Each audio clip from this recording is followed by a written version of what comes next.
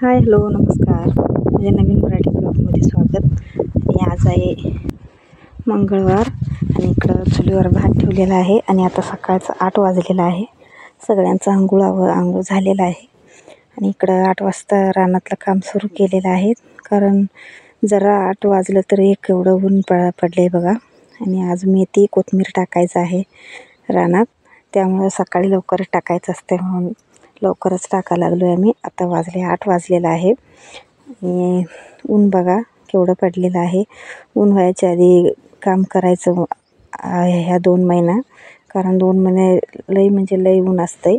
त्यामुळं रानातलं काम कसं सकाळचे 7 ते 10 वाजेपर्यंत एवढंच होतं आहे. तिथून पुढं ऊन जास्त झालं की नाही काम होत नाही.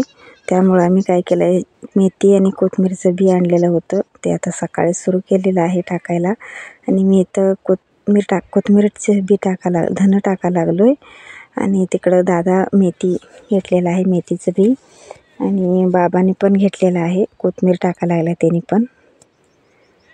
आणि अशा प्रकारे आम्ही टाकायला लागलो आहे. आणि ती पाईप टाकलेला आहे, ड्रीप पाईपसारखं आहे, कारंजेसारखं पाणी उडतं आहे तसं केलेलं आहे. आणि ते असं बारीक पाणी सुटतं आहे, मग जमीन कसं ओलं असते त्यामुळं पीक लवकर येतं आहे. त्यामुळं ते पाईप असं टाकलेलं आहे. आता हे संध्याकाळी पाणी सोडायचं आहे, त्यामुळं 1 वाजता लाईट येते म्हणून म्हटलं लवकर टाकूया. आता वाजले बघा 3-3:30 वाजलेलं आहे आणि पाणी 1 वाजता आलेलं होतं. लाईट आज सोमवार बदललेलं आहे.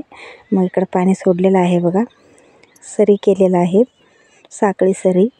मग त्यात पाणी सोडलेलं आहे आणि बसलेलं आहे तिकडं त्याने. मी पण इकडं सावलीला बसलेलं आहे.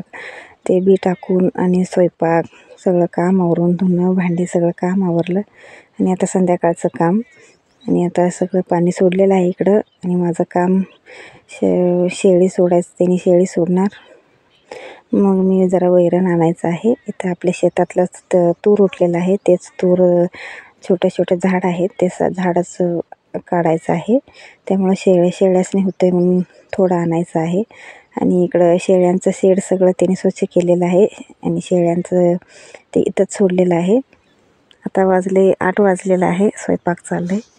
इकडं बाकी सगळं आवरलेलं आहे. आणि आज मस्त एक रेसिपी आहे, ते म्हणजे मटकी कुर्मा. ते कसं करायचं आपल्या कर्नाटक पद्धतीने.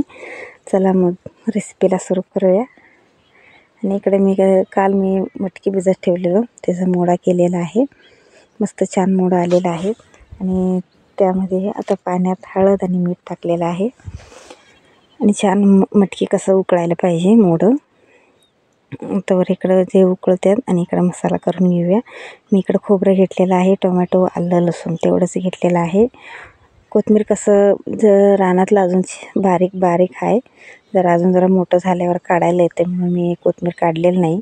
लई कवळं पण चांगलं हे अजून जरा मोठं होऊ दे, जास्त कवळं आहे काढायचं नको म्हणून मी काढलेलं नाही. आणि इकडं मसाला करून घेतलेला आहे. मटकी पण मस्त छान उकळलेलं आहे. आणि इकडं कांदा, मी 2 कांदा घेतलेला आहे. कांदा उभा चिरून घेतलेला आहे, तेलामध्ये व्यवस्थित भाजायला पाहिजे. आणि धना पावडर, गरम मसाला सर्व काही मसाला, हळद टाकलेला आहे, लाल तिखट व्यवस्थित मग तेलामध्ये भाजून घेऊया. आणि आपलं चटणी पण टाकलेलं आहे. आणि रेसिपी कसं वाटलं प्लीज कमेंटमध्ये सांगा. आणि चॅनलवर नवीन असेल तर प्लीज चॅनलला सबस्क्राईब करा आणि प्लीज सपोर्ट करा. आणि ओला मसाला सगळा घातलेला आहे त्यात. आणि तेल सुटेपर्यंत व्यवस्थित तेलामध्ये भाजून घ्यायचं. मस्त तेल सुटलेलं आहे. आणि आपण उकडून घेतलेलं मटकी त्यामध्ये ओतायचं.